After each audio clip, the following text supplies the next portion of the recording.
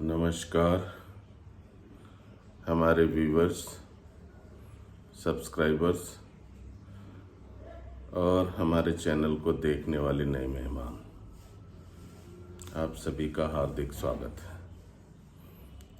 आज हम अपने सनातन धर्म पर बात करने के लिए बैठे हैं। हमारे सनातन धर्म का एक बड़ा पर्व चल रहा है आजकल, जिसे महाकुंभ कहते हैं, जो कि प्रयागराज में मेला के रूप में या पर्व के रूप में आप कह सकते हैं चल रहा है, जो करीब करीब 1 महीने का होता है। तो मैं भी थोड़ा उत्सुक हुआ कि महाकुंभ को मैं भी देखना चाहूँगा, जानना चाहूँगा। मैं प्रयागराज गया था और वहाँ का प्रबंधन देख करके मुझे तो काफ़ी अच्छा लगा। हालांकि कष्ट बहुत हुआ,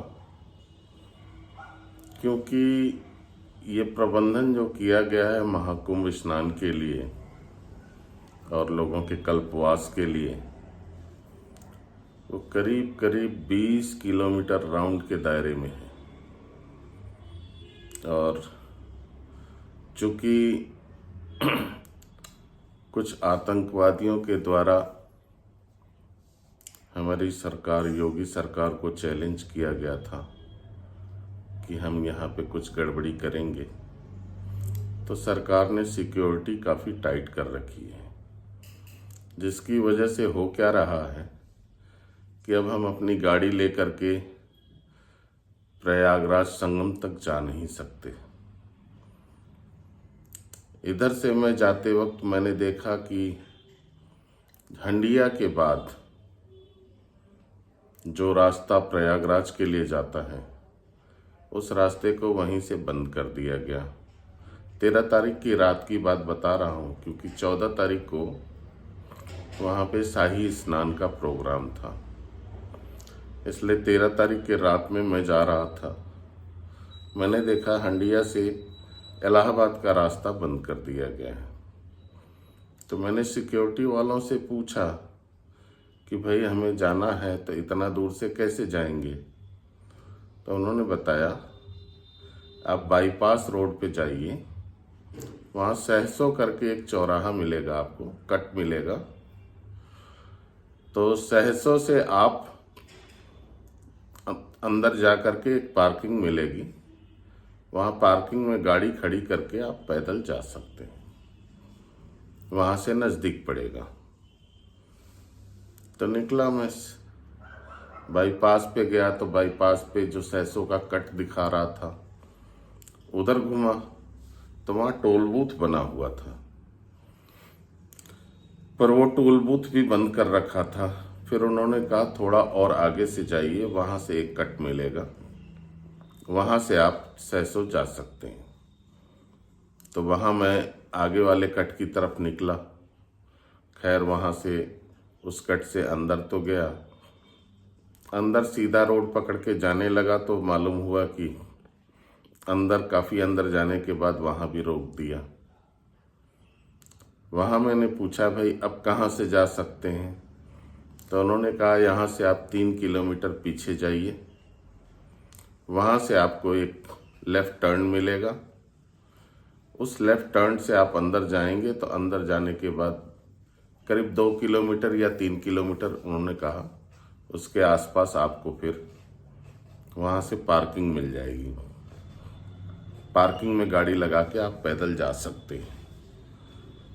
तो मैं 3 किलोमीटर पीछे गया, फिर पार्किंग की तरफ मुड़ा और पार्किंग पहुंचा। तो पार्किंग में जाने के बाद पार्किंग इतनी बड़ी दिख रही थी कि समझ में नहीं आ रहा था कि गाड़ी कहाँ लगाऊं, और कहीं जगह भी नहीं दिख रही थी।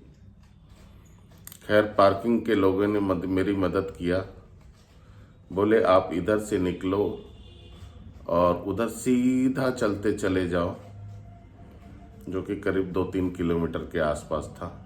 उन्होंने कहा उधर आपको एक बड़ी सी लाइट दिखाई देगी, उसके पास ही आप गाड़ी जगह मिल जाएगी पार्क करने के लिए, वहाँ गाड़ी पार्क कर दो। वहाँ पार्किंग करने के बाद आप सीधा मेले में प्रवेश कर जाओगे। मुझे सुन के बहुत अच्छा लगा कि चलो भाई मैं सीधा मेले में प्रवेश कर रहा हूँ। वहाँ पहुँचा, मैं गाड़ी पार्क किया, उसके बाद बैरिकेड के अंदर घुसा पैदल।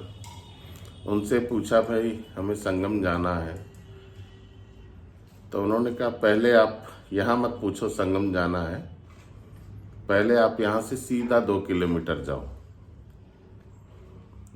तो आप गंगा के किनारे पहुँच जाओगे, उधर जाके पूछ लेना संगम कैसे जाना है। तो भी मुझे कुछ घबराहट नहीं हुई। मैं 2 किलोमीटर पैदल चल कर के आगे बढ़ा। हालांकि पैदल चलने में काफ़ी तकलीफ हो रही थी, आदत नहीं है ना।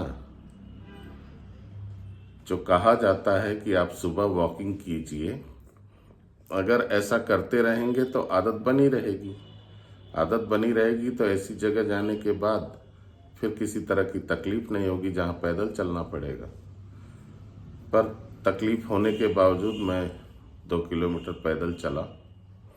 उसके बाद जाके वहाँ पता किया तो मालूम हुआ कि ये यहाँ से थोड़ा आगे और जाइए, एक नाला पड़ेगा, उस पर पुलिया बना हुआ है।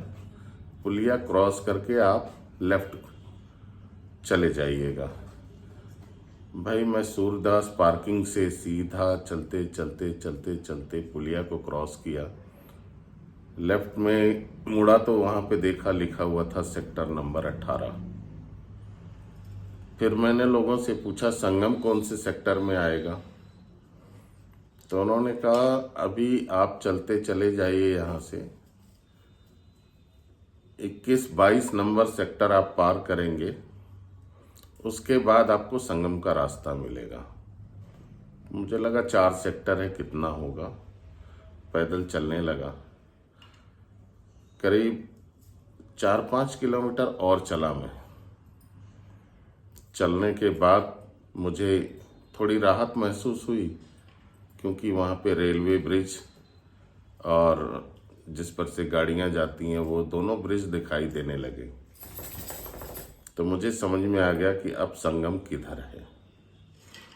खैर मैं उस दोनों ब्रिज को क्रॉस करते हुए आगे बढ़ा तो मुझे नदी क्रॉस करने के लिए एक पांटून पुल दिखाई दिया, पर वो आने वालों के लिए था, इधर से जाने वालों के लिए नहीं था।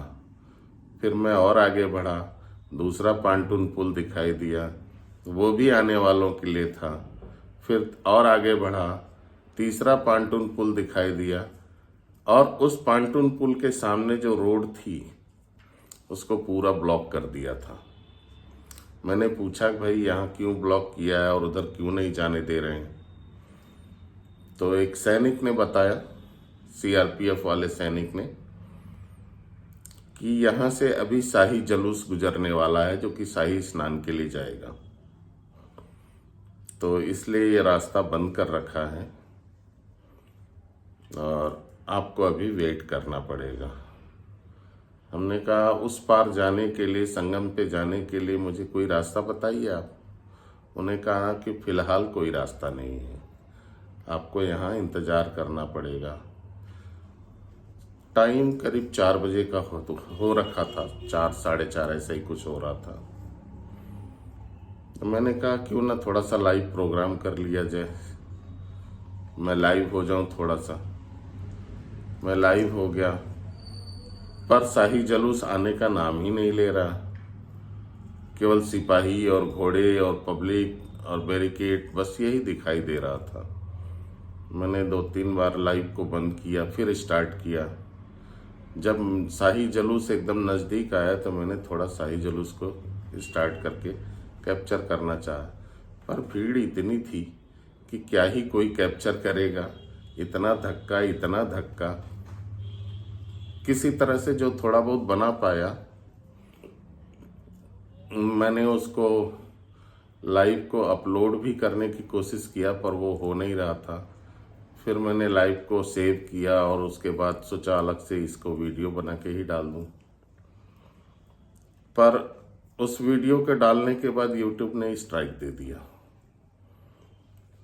स्ट्राइक देने का कारण ये भी है कि वहाँ कुछ गाने चल रहे थे। वहाँ पे जो हमारे नागा साधु हैं उस पे भी यूट्यूब का स्ट्राइक है, क्योंकि वो न्यूडिटी में आता है। हालांकि हमारे लिए और महाकुंभ को देखते हुए वो न्यूडिटी का विषय नहीं है, क्योंकि वो हमारे पूजनीय हैं। फिर भी यूट्यूब ने हमें वो वीडियो नहीं डालने दिया। तो मैंने सोचा कि चलिए आपसे ऐसे ही बात करके थोड़ा समझा दिया जाए कि महाकुंभ क्या है, क्या हो रहा है। बहरहाल मैंने देखा कि जुलूस आने में काफ़ी देरी हो रही है, तो मैं जिधर से जुलूस आ रहा था उधर की तरफ मूव कर गया। मैंने पैदल चल चल करके काफ़ी वीडियो शूट्स किए। हालांकि यूट्यूब एक भी वीडियो स्वीकार नहीं कर रहा है, सब में स्ट्राइक दे दे रहा है। तो मुझे इतना तो समझ में आ गया कि मैं यूट्यूब महाकुंभ में जितने भी वीडियो बनाया हूँ यूट्यूब उसको स्वीकार नहीं करेगा। ऐसे ही चलते चलते देखते देखते फोटो खींचते खींचते मैं आगे निकल गया। मुझे एक नागा साधु दिखाई दिए, अपनी झोपड़ी में बैठे हुए थे, स्नान वगैरह करके धूनी लगा करके बढ़िया से बैठ के लोगों को प्रसाद भी दे रहे थे। मकर संक्रांति का स्पेशल प्रसाद था उनका, तिल गुड़ लाई वगैरह उसमें मिक्स थी और बहुत सारी चीज़ें थी। तो प्रसाद खा के मैं काफ़ी आनंदित हुआ। मुझे लगा कि नहीं, बाबा जी कुछ अच्छा ही कर रहे हैं, तो बाबा जी से थोड़ी बातचीत कर लिया जाए।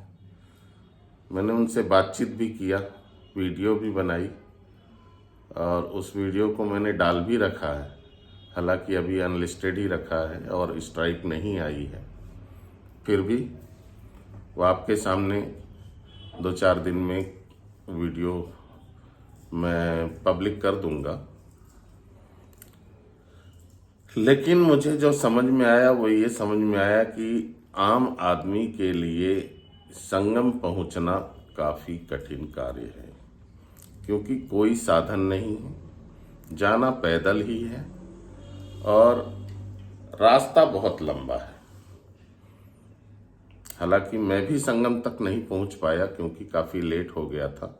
रात भर जगा था मैं। एक तो रात भर रास्ते की खोज में लगा रहा, कैसे अंदर जाना है, और सुबह जब बैरिकेड्स वगैरह में फंस गया तो मैंने थोड़ा वीडियो बनाना चालू कर दिया। वीडियो बनाते बनाते टाइम गुजर गया। इंटरव्यू करने में मुझे बाबा जी का इंटरव्यू करने में ही 9 बज गया था सुबह का। रात भर जगा था और सुबह का 9 बज चुका था। तो फिर मैं ऐसे ही आगे बढ़ा तो कुछ और जुलूस मुझे दिखाई दिए। मैंने उनको भी शूट किया और शूट करते करते धीरे धीरे ऐसे ही लोगों का, बाबा जी लोगों के जो हट्स बने हुए थे, जो उनको जगह अलॉट की जाती है, उस जगह पे बाबा जी लोग अपने हिसाब से अपना हट्स वगैरह बनाते हैं। एकदम शाही अंदाज में। मैं दिखा नहीं पा रहा हूँ आपको, लेकिन वाकई में आप अगर गए और पैदल चल सकते हैं तो पैदल चल के वहाँ के जो शाही टेंट वगैरह हैं उनका आप लुत्फ़ उठा सकते हैं, जो कि काफ़ी बेहतरीन है और सच में सभी को जाना चाहिए। महाकुंभ चूँकि सनातन धर्म का एक बड़ा पर्व है तो सभी को जाना चाहिए। और सनातन धर्म ऐसा नहीं कि व्यक्ति विशेष में कोई फर्क करता है, चाहे वो किसी भी धर्म से हो। सनातन धर्म का सीधा मतलब है, ये एक ऐसा धर्म है जिसका कभी शुरुआत ही नहीं हुआ और ना कभी अंत होगा। और ये मानव, जीव, प्रकृति सभी के लिए एक सा विचार रखता है। ऐसे महान सनातन धर्म के इस महान पर्व जो कि महाकुंभ के रूप में जाना जाता है को एंजॉय तो करना ही चाहिए। हम ही नहीं, आप सभी को एंजॉय करना चाहिए और आपको जाना भी चाहिए। आप जाएंगे वहाँ तो वहाँ लोगों की भीड़, चूँकि वो शाही स्नान का दिन था इसलिए भीड़ कुछ ज़्यादा ही थी, जहाँ धक्का मुक्की बहुत हो रही थी। पर आम दिनों में भी आप जा सकते हैं क्योंकि 1 महीने का कल्पवास होता है वहाँ। इस 1 महीने के कल्पवास में 4 स्नान होते हैं। तो पहला 14 तारीख को था, दूसरा 29 तारीख को था है, तीसरा फरवरी में है और चौथा फरवरी में है। तो मैंने प्रोग्राम बनाया कि मैं तो अपनी फैमिली को लेके जाऊंगा और मेरे संबंधी थे, उनसे कह के पास बनवाया। मेरा पास बन गया है, मैं गाड़ी ले करके आम दिनों में मेले के अंदर तक जा सकता हूँ। और मैं संभवतः 17 तारीख को अपना पूरा परिवार लेकर के महाकुंभ मेला एंजॉय करने जाऊंगा। स्नान भी करूंगा और एंजॉय भी करूंगा और हो सके तो डिफरेंट बाबा जी लोगों से बात भी करूंगा। मेरी बड़ी इच्छा है कि मैं अपने साधुओं को जान सकूं, उनके अखाड़ों को जान सकूं, अपने इस महाकुंभ पर्व को जान सकूं और वहाँ जिस तरह से लोगों ने शाही अंदाज में अपना कल्पवास शुरू किया है उसे देख सकूं।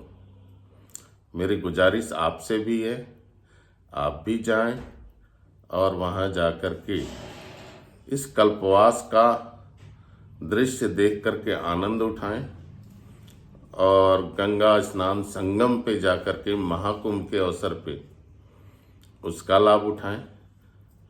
महाकुंभ स्नान से काफ़ी लाभ मिलता है, लोगों का कहना है, मुझे तो पता नहीं, क्योंकि मैं धर्म वगैरह में बहुत ज़्यादा रुचि नहीं रखता, फिर भी मुझे अच्छा लग रहा है और मैं आपसे गुजारिश करूँगा कि आप लोग भी जाएं और इसका लुत्फ उठाएं और लाभ उठाएं। चूँकि संगम काफ़ी छोटे एरिया में है, पर कल्पवास का एरिया जो है, जो इलाहाबाद मैनेजमेंट ने या हमारी योगी सरकार ने जो व्यवस्था बनाई है वो काफ़ी दूर में है, तो घूमने के लिए भी एक बड़ी जगह है। आप सीधा सीधा कह सकते हैं ये एक मेला है और एक पिकनिक स्पॉट भी है। आप यहाँ पे पिकनिक टाइप का कर सकते हैं जा कर के, लेकिन सब कुछ पैदल ही करना पड़ेगा। अगर पास बनवाया है तो आप अपनी गाड़ी लेके जा सकते हैं, नहीं तो आप दुपहिया वाहन से भी जा सकते हैं। दुपहिया वाहन पे ज़्यादा रोक नहीं है, पर 4 पहिया वाहन पे ज़्यादा रोक है। और हम चाहेंगे कि आप जाएं और इसका आनंद उठाएं और अपने सनातन धर्म से जुड़े रहें, क्योंकि ये एक बहुत बड़ा धर्म है जिसकी विशालता का कोई अंदाज़ा नहीं लगा सकता। तो हमारी आपसे विनती कि आप भी महाकुंभ जरूर। मैं तो कल जा रहा हूँ भाई।